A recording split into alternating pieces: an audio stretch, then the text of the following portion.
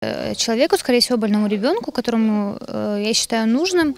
Скорее всего, обращусь к команде «Ачук Реклер», потому что у них большая база нуждающихся людей. Иншаллах, больным деткам, наверное, хисмет болса. Да, беднякам, малоимущим. Хаста баллар бар, олив хари адамлар.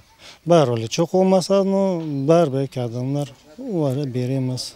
Иншалла, ниет этемас, что в этом году дадим обязательно. Есть у нас пару семей, которых лично я знаю, которые остро нуждаются в этом, в размере том, которым установил, иншалла, муфтият.